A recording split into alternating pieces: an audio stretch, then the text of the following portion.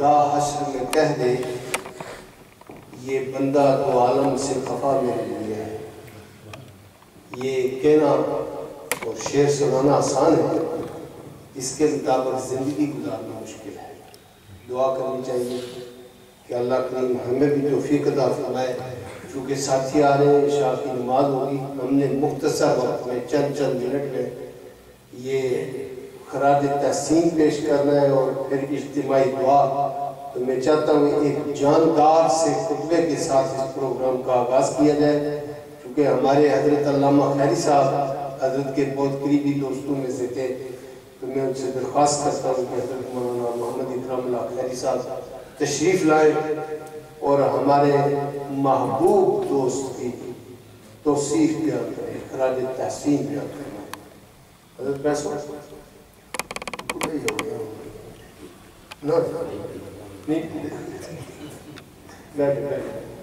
سچ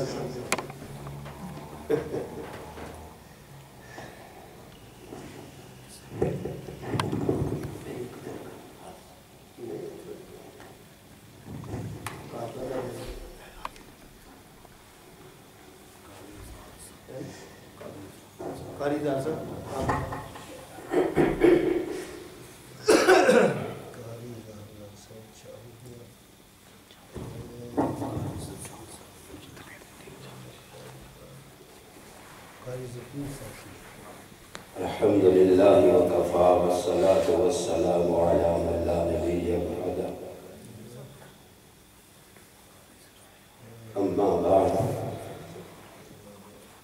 فأعوذ بالله من الشيطان الرجيم. بسم الله الرحمن الرحيم. كل من عليها فان ويبقى وجه ربك ذو الجلال والإكرام.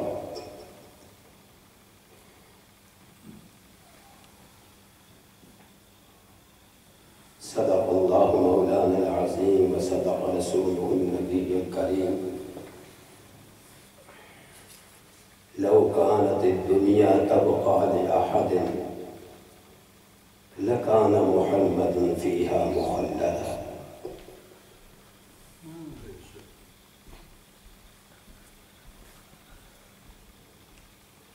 میں اس وقت غم زدہ دل کے ساتھ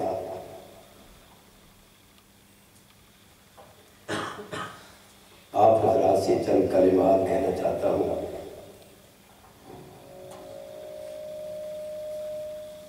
صاحبزادہ حضرت مولانا امداد الحسن نعمانی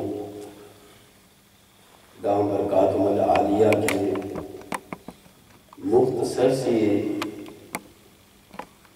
اس گفتگو کے بعد میرے سامنے وہ تمام مناظر اور تمام وہ کیفیات جو اس حقیر نے ان دو بھائیوں کے ساتھ گزاری اور جن کو میں نے بہت قریب سے دیکھا.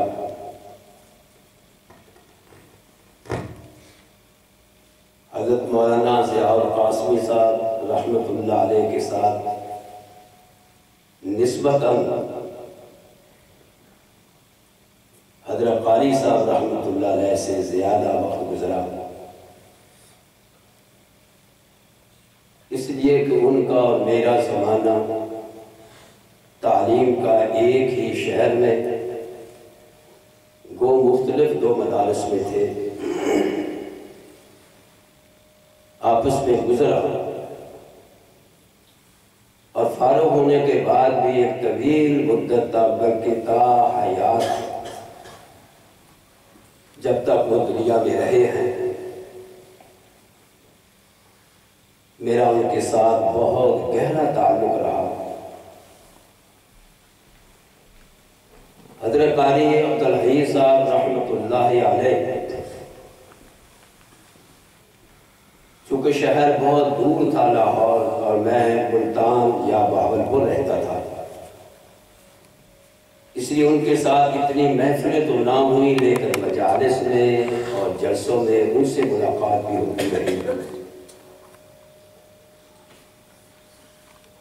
جب سے حضرت زادہ صاحب نے ایک بات فرمائی کہ دونوں بھائیوں کا زندگی کا جو مشن تھا وہ توحید باری تعالیٰ تھا. ابتدا دونوں کی اسی سے ہوئی اور جو روحانی نسب نامہ میرے بھائی مولانا نعمانی صاحب نے بیان فرمایا اس سے تھوڑی سی اور دل کے اندر ہمیں یہ روشنی ملی اور یہ حقیقت ہم یہی سمجھتے تھے کہ یہ دونوں بھائی دونوں نوجوان اپنی زندگی کا آغاز از خود اپنی علمی بساط کے مطابق فرما رہے ہیں،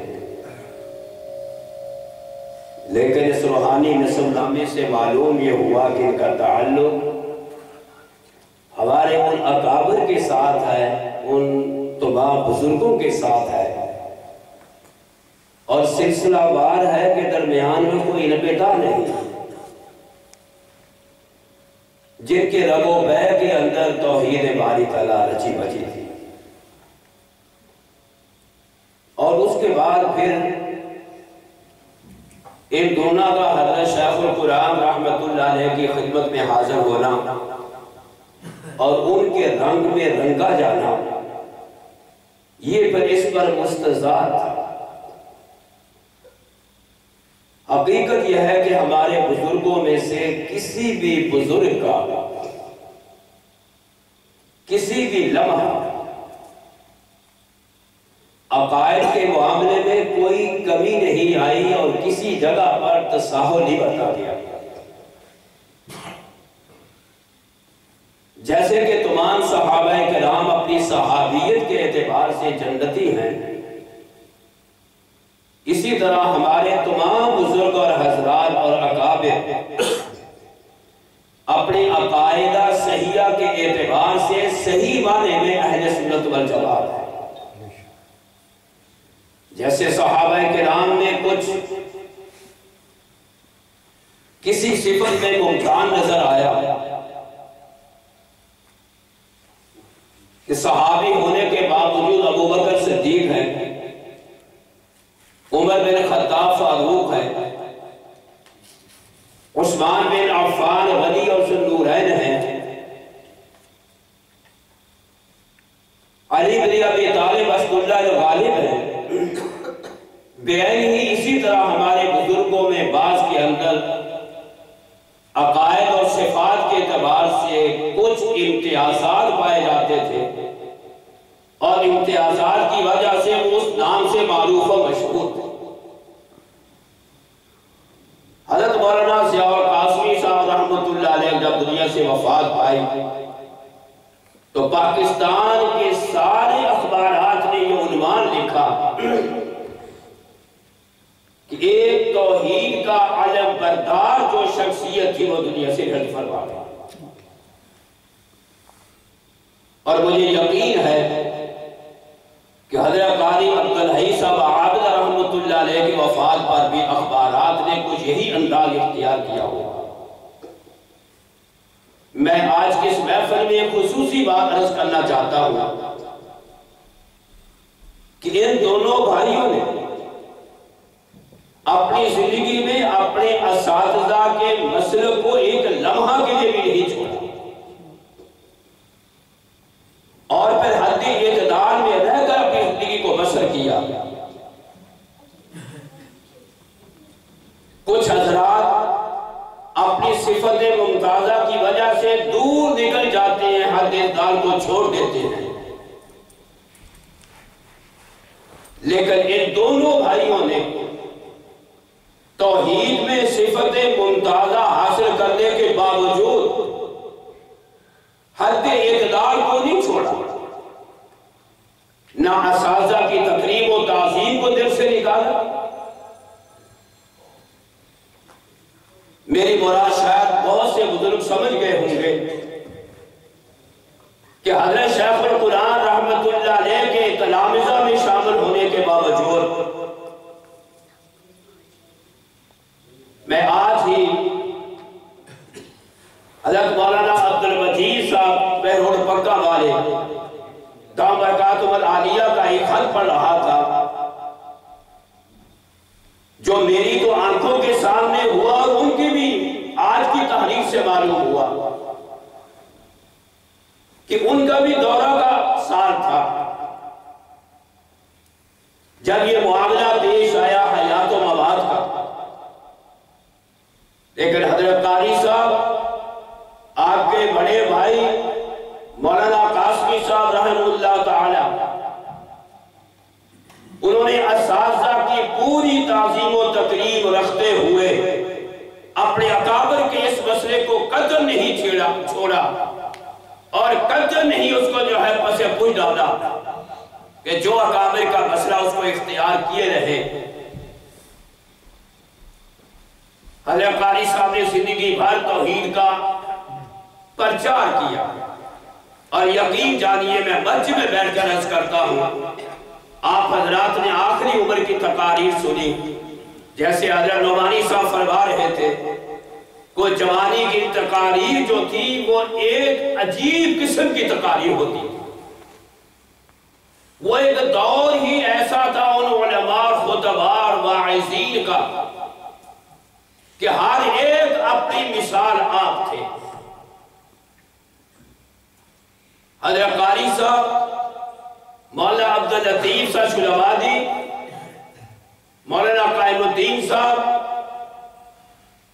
اسی طرح حضرت شاہ صاحب نصر بخاری رحمت اللہ علیہ اور تمام جو ہے ختم نبوت کے علماء ان کا اپنا ایک انداز تھا. حضرت قاری صاحب رحمت اللہ علیہ نے توحید کے معاملے میں اس کا حق ادا کر دیا کہ شیخ القرآن کی روح بھی اس سے خوش ہو رہی ہے رحمت اللہ علیہ الف الف برہ. اور حضرت مولانا قاسمی صاحب نے بھی میں جو بات اس وقت بڑی محسوس کر رہا وہ یہ کہ حضرت قاسمی صاحب کے اس دنیا سے چلے جانے کے بعد حضرت قاری صاحب کا میرے ساتھ جو تعلق کچھ اور ہی نرالا ہو گیا. ایک دن نعمانی صاحب کے گھر بیٹھے مجھے فرما رہے ہیں میرے قریب آئے اور قریب آ کر میں نے جو ہے کندھے پہ ہاتھ رکھ کر فرمایا اے خیری آج کے بعد میں تمہیں وہی مقام دے رہا ہوں جو ضیاء القاسمی کا میرے ہاتھ میں مقام تھا. میں بڑا بھائی سمجھتا ہوا اور ساتھ ہی بیٹا طرح موجود تھے ساتھ. انہیں فرمایا کہ بیٹا آئندہ سے آپ نے ان کو چچا نہیں کہنا تایا ابو کہنا. آپ اس تعلق سے جانیے کہ ان کے اندر کتنی لاہیت تھی کتنا دین تھا. میرے ساتھ کوئی خونی رشتہ داری نہیں برادری نہیں لیکن روحانی اور مذہبی جو رشتہ داری ہے وہ بہت زیادہ مضبوط ترین تھی. اس رشتہ داری سے خونی ہوا کرتی.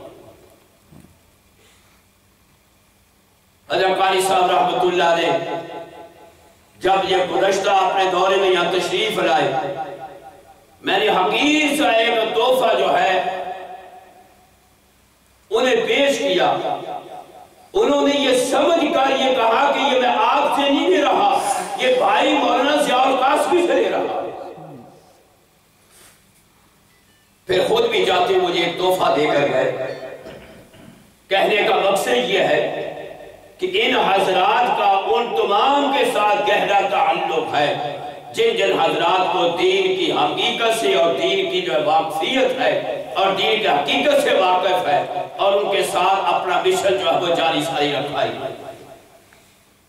سب سے پہلی ملاقات دونوں سے میری جو ہوئی وہ لاہور میں ہوئی. میں حضرت مولانا قاسمی صاحب کو لینے کے لیے گیا ہوا تھا اور وہاں حضرت قاری صاحب سے ملاقات ہو گئی. اللہ تعالیٰ ان کو غریق رحمت فرمائے. قدم قدم رب کریم ان کو اپنے جوار رحمت میں جگہ عطا فرمائے. پروردگار عالم بتقاضا بشری اگر کوئی کمی بیشی زندگی میں ہوئی ہے تو اپنا فضل و کرم فرما کر معاف کرے اور جو ان کی نیکیاں ہیں اور یقیناً نیکیاں غالب ہیں یقیناً نیکیاں غالب ہیں परवरदिगार आलम अपनी शान के मुताबिक को बढ़ा कर अपने दरबार में कबूल फरमाए। मैं इन्हीं अल्फाज पे आपसे इजाजत चाहूंगा कि इससे ज्यादा कहने को दिल तो बहुत चाह रहा था, लेकिन जैसे हज़रत नुमानी साहब ने फरमाया कि चूंकि बहुत से उनके मदाहीन में शामिल हैं, उनके मुखलिसीन में शामिल हैं और उनके चाहने वाले हैं, वो भी अपना कुछ बयान करेंगे। अल्लाह ताला मुझे और आपको उनके मिशन के साथ रहने की तौफीक अता फरमाए।